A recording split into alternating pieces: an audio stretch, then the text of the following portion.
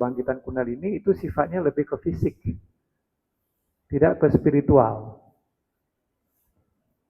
Nah ini yang diingatkan ya kadang-kadang dalam latihan itu, memang teknik itu penting, namun teknik itu pun harus penuh dengan persiapan. Jadi kombinasi. Kita harus punya yama-yama yang bagus, latihannya setiap hari, ya. Cinta kasih dilatih setiap hari dengan pakai teknik yang tidak terlalu ekstrim. Karena dia akan membangkitkan ketika memang semua sudah siap. Gitu. Dia membantu membangkitkan. Kalau teknik yang lebih ekstrim, dengan berbagai macam teknik hatha yoga, ya. Apa itu hatha yoga? Hatha itu artinya yang berkaitan dengan tubuh fisik.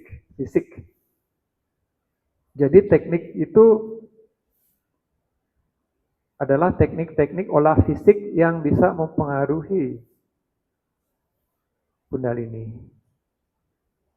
Nah, itu yang dalam tanda kutip tadi memaksakan, ya.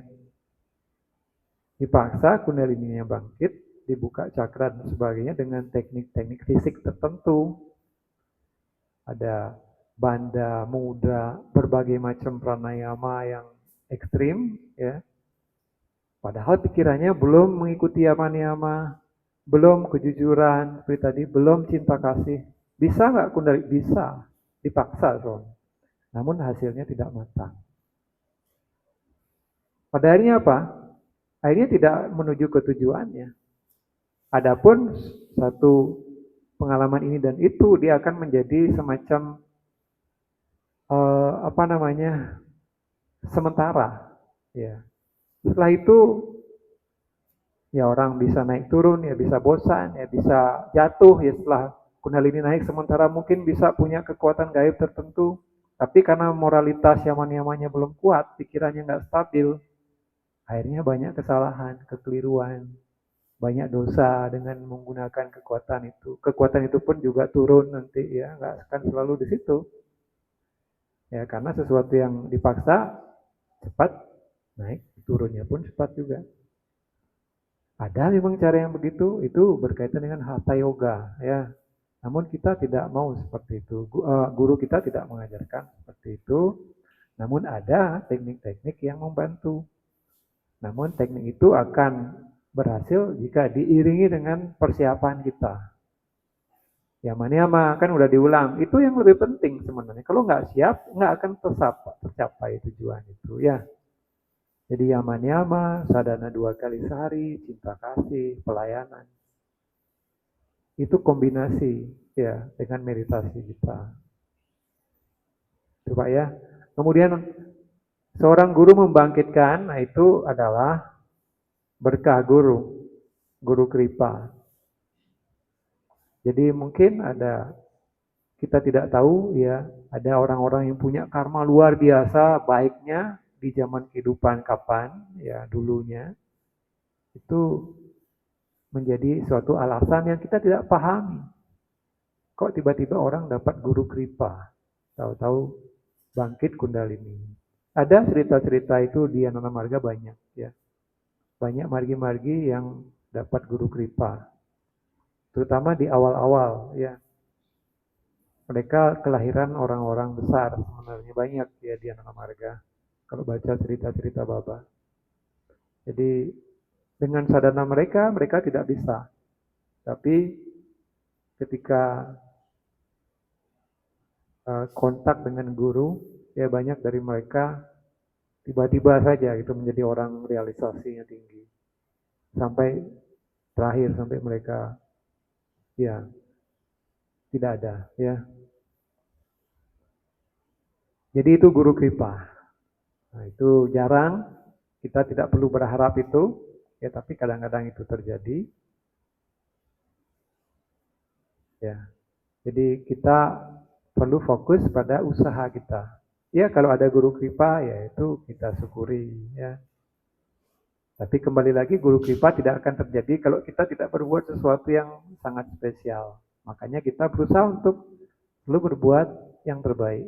untuk menyenangkan guru ya. Bagaimana sih maksudnya menyenangkan guru? Nanti eksploitasi nanti yang terjadi ya. Menyenangkan guru di sini maksudnya adalah melakukan pelayanan sebanyak-banyaknya, dengan itu guru akan senang. Ya, kalau di sini itu definisi menyenangkan guru. Bukan menyenangkan gurunya secara pribadi, bukan. Jadi kalau Tuhan punya banyak anak-anak, ya orang tuanya pasti senang kalau anak-anaknya dilayani, kan begitu. Siapa anak-anak dari Tuhan? Ya semua makhluk adalah anak-anak putra-putrinya. Tidak ada bedanya antara orang satu dengan yang lain, antara manusia dan binatang dan tumbuhan atau benda mati. Semua adalah putra-putri terkasih dari Tuhan, Parama Purusa.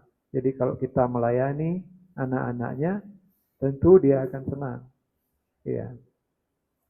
Jadi itulah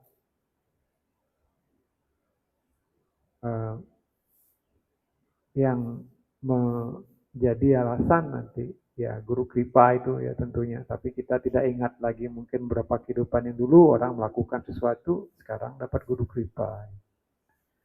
Nah seperti itu ya Pak ya. Jadi ada jalan pintas itu, tapi bukan jalan pintas yang begitu saja terjadi. Tentu tetap tidak ada sesuatu yang kebetulan atau hanya random. Pasti ada alasannya, cuma kadang di kehidupan sekarang kita tidak tahu. Makanya pokoknya berbuat yang terbaik dan lakukan latihan. Itu saja. Nggak perlu berhitung-hitung. Malah kita stres kapan nanti, berapa lama, ya kan? Caranya bagaimana lagi yang lebih cepat ya. Nah, nggak akan sampai yang begitu. Ya, nggak akan memudahkan, bahkan hanya membingungkan. Ya, terima kasih.